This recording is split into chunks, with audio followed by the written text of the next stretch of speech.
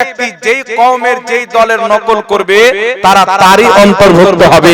তো এরা শুধু ইহুদিদের দালাল নয়, ইহুদিদের জাতের মধ্যে একটু অংশ এদের আছে।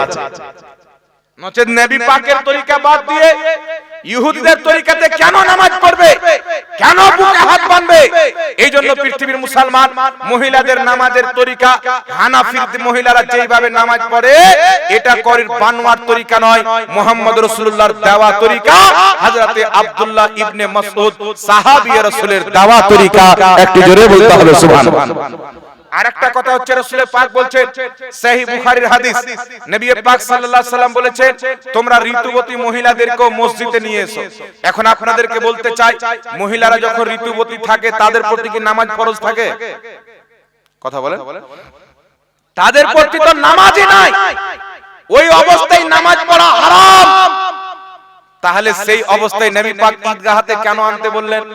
উলামায়ে কেরাম ফুকাহায়ে কেরাম বলছেন ওই সমাতে নতুন নতুন ইসলামের হুকুম আহকাম অবতীর্ণ হয়েছিল, মহিলাদেরকে রাসূল পাক ডেকেছিলেন দ্বীন শিক্ষা দেওয়ার জন্য, খুতবা অর্থাৎ বক্তব্য শোনার জন্য এবং দুআতে শরীক হওয়ার জন্য। জোরে বলেন সুবহানাল্লাহ। ঈদগাহতে নামাজ পড়ার জন্য নয়। এজন্য ইমাম ইবনে আব্দুল বার রাহমাতুল্লাহ আলাইহি আল ইস্তিসকার কিতাবের মধ্যে লিখেছে, বিশ্ববিখ্যাত ইমাম সুফিয়ান সাওরী রাহমাতুল্লাহ আলাইহি বলতেছেন মহিলাদের ঈদের নামাজ পড়তে যাওয়া মাকরুহ অর্থাৎ মাকরুহে তাহরিমি। বিশ্ববিখ্যাত ইমাম ইবনুল মুবারক আব্দুল্লাহ ইবনে মুবারক রাহমাতুল্লাহ আলাইহি বলছেন মহিলাদের ঈদগাহতে নামাজ পড়তে যাওয়া মাকরুহ। এই জন্য ইমাম আযম আবু হানিফা বলছেন মহিলাদের ঈদের নামাজ পড়তে যাওয়া মাকরুহ, বরং মহিলারা বাড়িতে থাকবে। এর কারণ হচ্ছে পৃথিবীর মুসলমান আমার আপনার নবীর জামানাতে মহিলারা মসজিদে নামাজ পড়তে যেত। আল্লাহর নবী বলেছেন বুখারী শরীফের হাদিস, তোমরা মেয়েদেরকে মসজিদে আসতে নিষেধ করিও না, মহিলাদেরকে মসজিদে আসতে নিষেধ করিও না। কিন্তু পৃথিবীর মুসলমান নবী পাকের ইন্তিকালের পর মহিলাদের রূপরেখা এমন ভাবে পরিবর্তন হয়ে গেল, এই হাদিসটাও বুখারীতে এসেছে। নবী পাকের স্ত্রী আম্মা জান আয়েশা সিদ্দিকা রাদিয়াল্লাহু তাআলা আনহা বললেন, এই মহিলারা তোমরা নিজের হুলিয়া চরিত্র যা বানিয়ে নিয়েছো, যদি রাসূল পাক জাহিরি জিন্দেগিতে থাকতে তোমাদেরকে মসজিদে আসতে নিষেধ করে দিতেন। রাসূল পাকের জামানাতে কারোর হিম্মত ছিল যে কোন পর পুরুষ কোন মহিলার দিকে তাকাবে? রাসূল পাক উপস্থিত আছে, কোন মহিলা কোন পুরুষের দিকে তাকাবে এই ক্ষমতা কি ছিল বাবা কারোর? কিন্তু নবী পাকের ইন্তিকালের পর মহিলারা কিছু সাজতে আরম্ভ করলে, পোশাক রঙা চাঙা পড়তে আরম্ভ করলেন।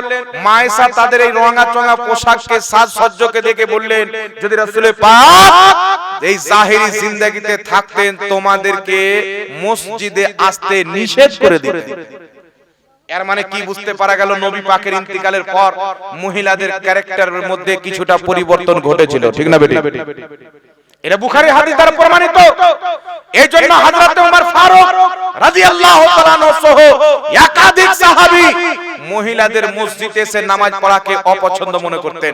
তো ওমর ফারুকের যুগ থেকে আস্তে আস্তে মহিলাদের মসজিদে নামাজ পড়তে যাওয়া ব্যান্ড হয়ে গেল, তারা বাড়িতে নামাজ পড়তে লাগলেন।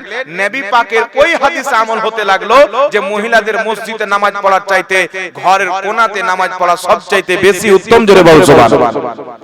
তবে নবী পাকের জামানাতে মহিলাদের মসজিদে গিয়ে নামাজ পড়াতে নেকি বেশি ছিল না, জামাত তাদের প্রতি ওয়াজিব ছিল না।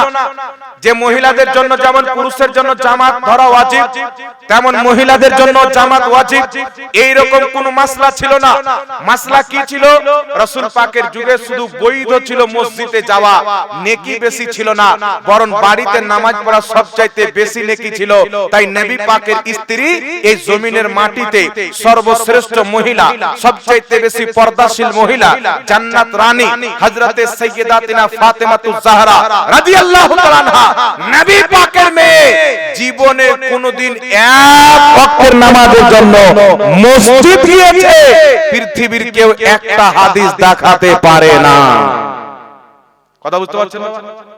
নবীর মেয়ে কোনদিন মসজিদ যায়নি। এখন আপনাদেরকে একটা কথা বলি, আপনাদের এই গ্রাম দারিয়াপুর, এই দারিয়াপুর গ্রামে একজন ব্যক্তি যদি চাকরি পায়, চাকরিটা কি? সকাল 10টা থেকে নিয়ে সন্ধ্যা 6টা পর্যন্ত তাকে অঞ্চলে গিয়ে ডিউটি করতে হবে, বেতন হলো 45,000। আর সেম ডিউটি এখান থেকে মালদা জেলাতে গিয়ে যদি করে, সকাল 10টা থেকে নিয়ে সন্ধ্যা 6টা পর্যন্ত সেম ডিউটি সেম কাজ, বেতন হলো 25,000। এখানে 45,000, মালদাতে 25,000, কাম সেম ডিউটি সেম। আপনার এলাকার লোক, দাঁড়িয়াপুরের লোকটা যদি বলে আমি চাকরি পেয়েছি, এলাকাতে চাকরি করব, মালদাতে গিয়ে করব, তাহলে ওকে পাগল বলবেন না গাধা বলবেন? কথা বলে পাগল বলবেন। তাহলে মহিলাদের ঘরের কোণাতে নামাজ পড়লে নেকি বেশি, ফজিলত বেশি। তারপরে কেউ যদি টেনে টেনে মসজিদে নিয়ে যায়, ওকে পাগল বলতে হবে না গাধা বলতে হবে? গাধা বলতে হবে কি হবে না? গাধা হবে না পাগল হবে। আরে যেই মহিলা ঘরের কোণাতে নামাজ পড়লে নেকি বেশি, জবরদস্তি মসজিদে নিয়ে যাওয়ার অর্থ কি হচ্ছে? এই জন্য পৃথিবীর মুসলমান হযরত উমর ফারুক সহ একাধিক সাহাবায়ে কেরাম মহিলাদের মসজিদে যাওয়া মাকরুহ মনে করতেন।